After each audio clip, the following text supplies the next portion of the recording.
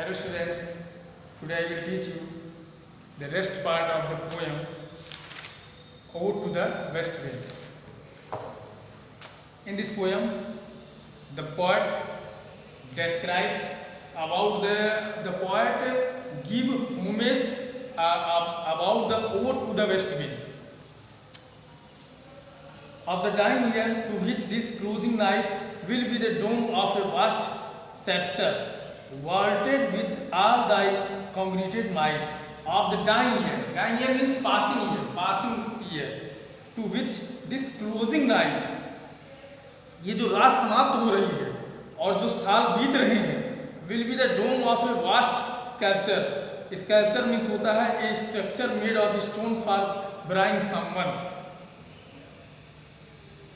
तो जो will be the dome of a vast sculpture, जो लोग दफनाए गए हैं, vaulted with all thy congregated might, उन सब लोग, वो सब लोग vaulted with all thy congregated might, वो सब रात्रि के समय एकत्र हो गए हैं.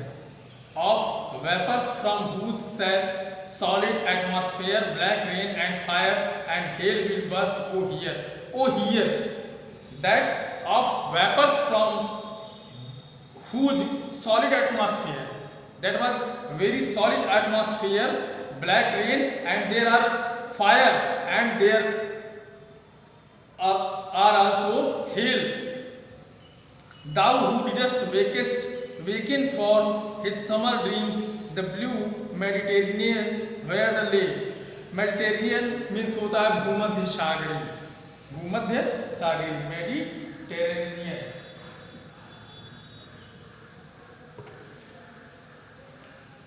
Mediterranean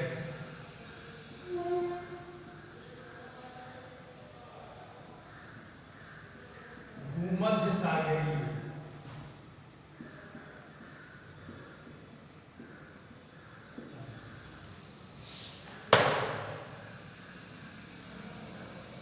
Where he lay, lulled by the coil of his crystalline streams.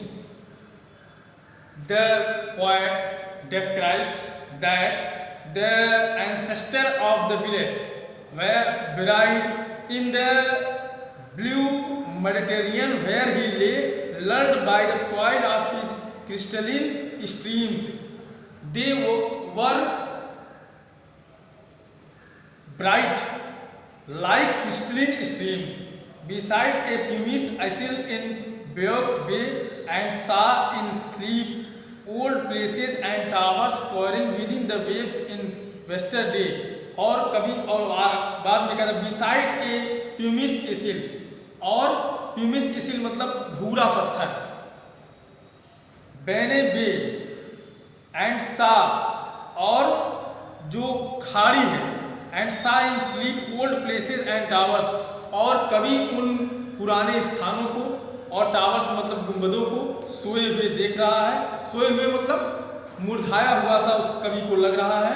Quarrying within the waves in intenser day, और वो जो लहरें हैं, उस खाड़ी की जो लहरें हैं, वो कवि को आकर्षित कर रही हैं.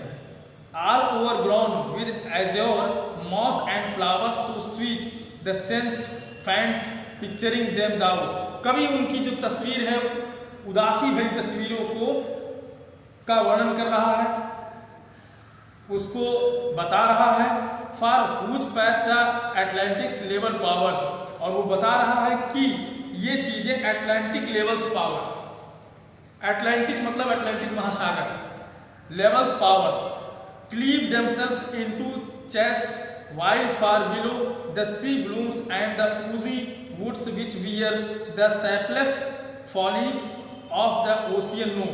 Cleave themselves into casps, और रिसने वाले while far below, कवि कह रहा है कि cleave means होता है cleave old fashion, to split off, cut something into, to split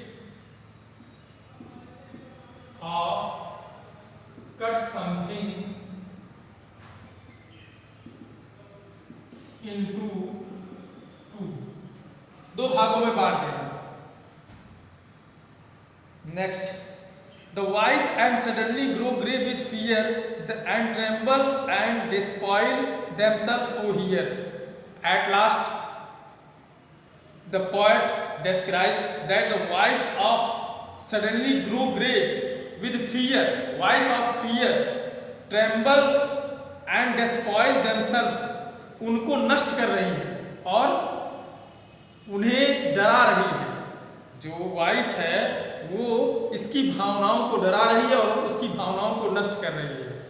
if I were a dead leaf thou mightest bear, if I were a swift cloud to fly with the.